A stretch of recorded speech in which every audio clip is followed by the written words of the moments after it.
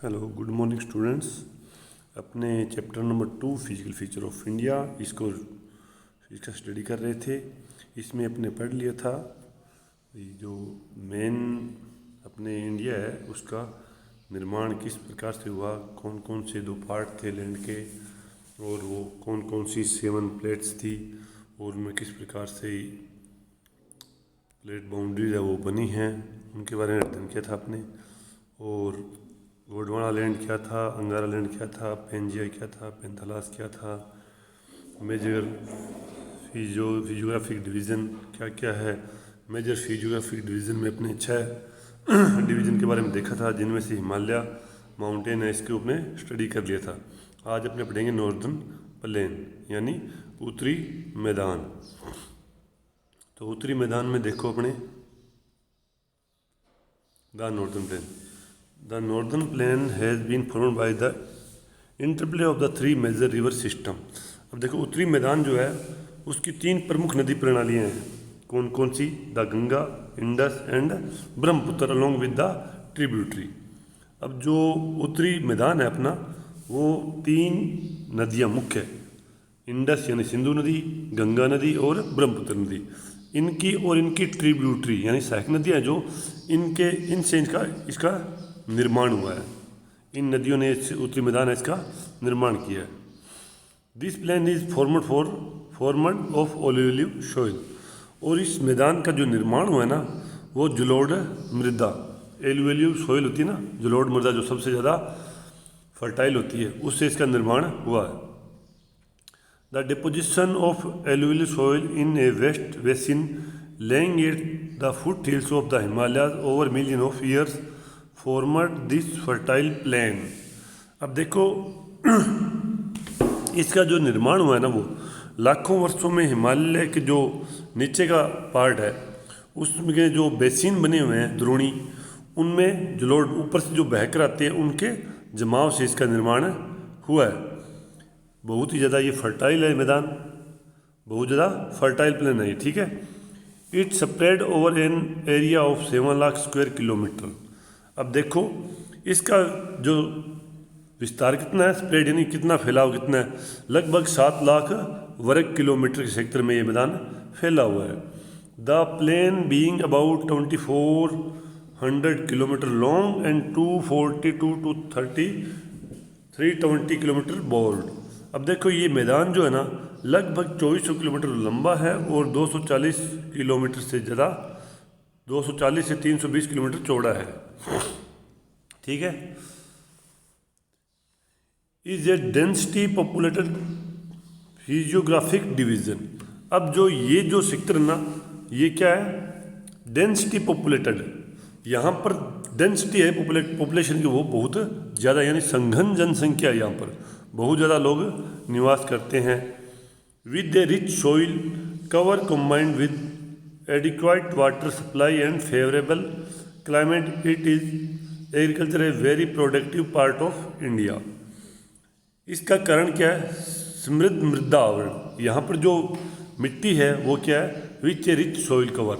मृदा का जो आवरण है वो बहुत ही सोइल है, ठीक है। फिर आगे यहाँ पानी है वो फुल है, उपलब्ध है। यहाँ की जो क्लाइमेट है वो अनुकूल है जनसंख्या रहने के, तो उसकी दृष्टि से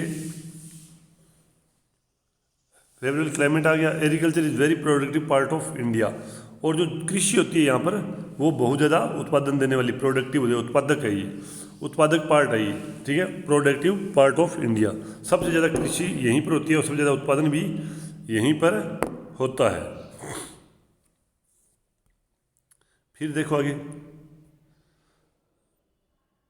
the river in their lower course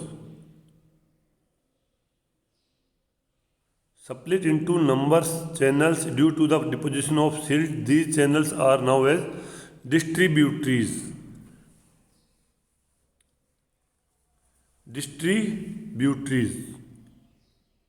ये रहेगा पीछे। The river coming from northern mountain are involved in deposition work। अब देखो इसमें जो रिवर्स आती है कहाँ से आती है, नॉर्दर्न माउंटेन, जो हिमालय अपना नॉर्दर्न पार्ट में है तो वहाँ से यहाँ पर रिवर्स आती है और वो यहाँ पर क्या करती है, डिपोजिशनल वर्क यहाँ पर जमाव करती है मिट्टी का इन द लोअर कोर्स। और नीचे वाले जो भाग है उनमें क्या होता है, ड्यू टू जेंटल स्लोप, यानी उनकी ढलान होती है, जेंटल स्लोप होता है वो कम होता है। The velocity of the river decreases which result in the formation of riverine island, जिसके परिणाम स्वरूप क्या होता है, यहाँ पर नदीय द्वीप, रिवराइन आइलैंड यानी नदीय द्वीप है उनका निर्माण होता है। The Ganga plain extend between नहीं यानी the river in their lower course split into number channels due to the deposition of silt, these channels are now as distributaries. अब देखो ये नदियाँ अपने निचले भाग में जब मिट्टी एकत्रित करती है उसके बाद में ये बहुत सारी अलग अलग धाराओं में बन जाती है, अलग अलग धाराएं इसकी फैल जाती है। These channel are now as, इन चैनल को डिस्ट्रीब्यूटरीज बोलते हैं। डिस्ट्रीब्यूटरीज यानी वितरिकाएँ हैं उसकी वो। The northern plain is broadly divided into 3 section. अब जो नॉर्दर्न प्लेन है उसको 3 उपवर्गों में बांट दिया गया, ब्रॉडली डिवाइडेड इनटू 3 सेक्शन, 3 वर्गों में बांट दिया गया। The western part of northern plains is referred to as the Punjab plain. अब जो उत्तरी मैदान का पश्चिमी भाग है उसको पंजाब का मैदान बोल देंगे। Forward by the Indus and tributaries, ये किससे बना है, इंडस और इंडस नदी है उससे और उसकी जो ट्रिब्यूटरीज है यानी उसकी जो सहायक नदियाँ हैं, वितरिकाएँ हैं, उनसे बनाई है। The larger part of the plain lies in Pakistan. अब जो इसका जो बड़ा भाग है वो किस में है, पाकिस्तान में। इस मैदान का जो सबसे बड़ा पार्ट है वो पाकिस्तान में चला गया। The Indus and it tributary the Jhelum, the Chenab, the Ravi, the Beas and the Sutlej originate in the Himalayas. अब देखो सिंधु और इसकी जो ट्रिब्यूटरीज है जैसे झेलम है, चिनाब है, रावी है, व्यास है, सतलुज है, ये कहाँ से निकलती है, हिमालय से निकल जाती है। This section of the plains is dominated by the doabs. अब मैदान का जो ये भाग है इसको बोलते हैं दोआब्स। क्या बोलते हैं, दोआब्स, बहुत अधिक है यहाँ पर। क्या दोआबों की संख्या बहुत ज़्यादा है। अब दोआब क्या होता है, doab is made up of 2 words, डू मीनिंग टू एंड अब meanings water. Similar Punjab is also made up two word पंज मीनिंग 5 एंड अब मीनिंग वाटर, यानी 5 नदियों से मिलकर बना है। 5 नदियाँ बहती हैं वहाँ पंजाब हो जाएगा। दोआब का अर्थ क्या है, 2 नदियों के बीच वाला भाग। तो जो नॉर्दर्न प्लेन का पहला वाला भाग है पंजाब वाला, उसमें पंजाब ये दोआब है बहुत ज़्यादा है।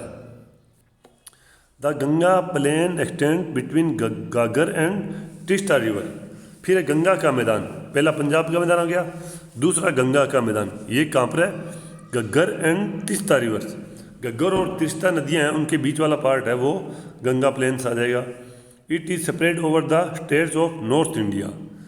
अब इसका विस्तार कहाँ है, नॉर्थ इंडिया में जो स्टेट्स आते हैं जैसे Haryana, Delhi, UP, Bihar, partly Jharkhand and West Bengal to the its east. पश्चिम में वो आ जाएंगे और लास्ट में इसमें Jharkhand, Assam and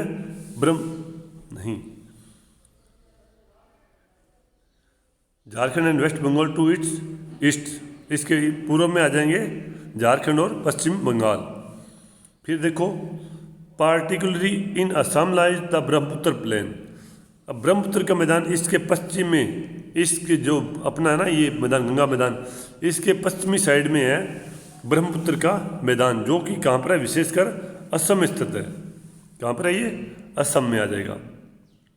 the northern plains are generally described as flatland with no variation in its relief. It is not true.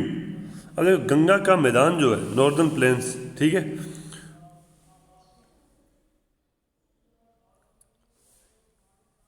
अब देखो जी जो नॉर्दर्न प्लेन्स है उसको generally describe as the flat and land with no variation.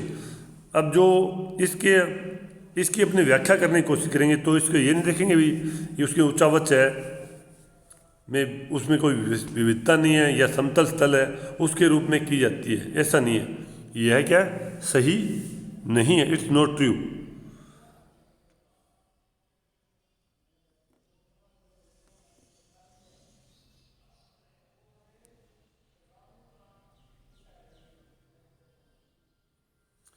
These vast plain also have diverse relief feature.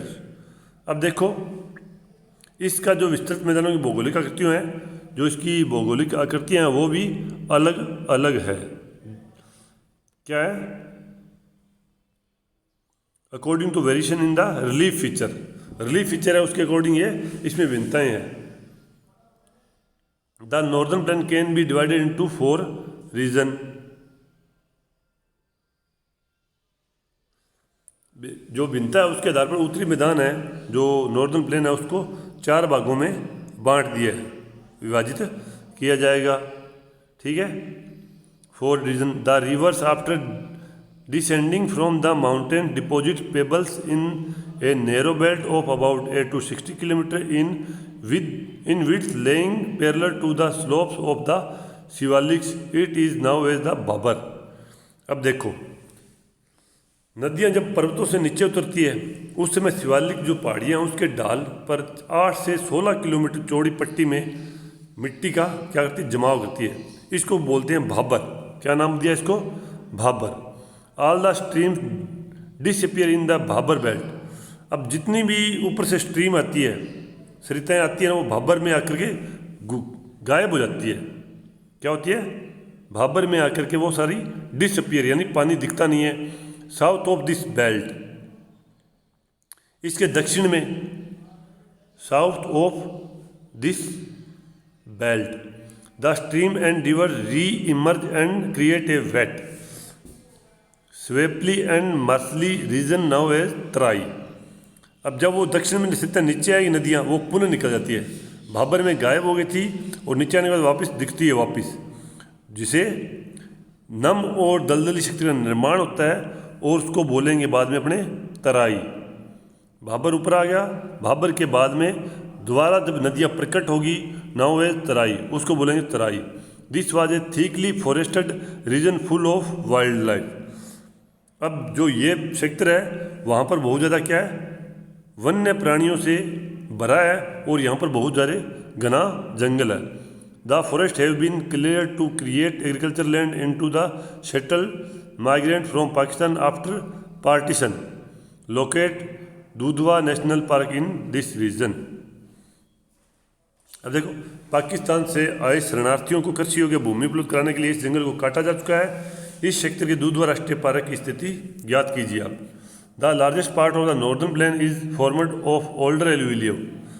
अब जो उत्तरी मैदान है उसका सबसे बड़े वाला भाग है वो किससे बना है? वो ओल्डर एलुविलियम यानी प्राचीन जलोढ़ है उससे बना है। They lie above the flood plains of the rivers and present a terrace like feature. वे नदियों के बाढ़ वाले मैदान के ऊपर स्थित है और वेदिका जैसी आकृति प्रदर्शित करते हैं। This part is now as Bhangar. अब इसको क्या बोलेंगे? भांगर। पहले आया भाबर, फिर आया तराई और फिर भांगर। The soil in the region content calcareous deposit locally known as kankar. ठीक है, इस क्षेत्र की जो मृदा है वो चूनेदार निक्षेप पाते हैं, यानी वहाँ पर चूना सा मिलेगा जिसको स्थानीय भाषा में बोलेंगे अपने कंकड़। फिर है the newer younger deposit of the flood plains are called khadar. अब जो नया जलोढ़ आया, प्राचीन जलोढ़ था वो तो भाबर भांगर था, अब नया जलोढ़ आया उसको बोलेंगे खादर। They are renewed almost every year and so are fertile. ये हर साल नया आती है, नई मिट्टी आती जाकर जमती है, उसको खादर बोलते हैं, जो कि बहुत ज़्यादा फर्टाइल होती है। This ideal for intensive agriculture, जो कि इंटेंसिव एग्रीकल्चर यानी गहन कृषि है उसके लिए बहुत ही अच्छी होती है। इसकी कंडीशन बहुत ज़्यादा आदर्श है। तो आज अपने पढ़ेंगे नॉर्दर्न प्लेन के बारे में पढ़ लिया है। अब आगे वाला पार्ट होगा अपना पेनिनसुलर प्लेट्यू, ये पढ़ेंगे अपने नेक्स्ट क्लास में। तो आज के लिए इतना ही। थैंक्स।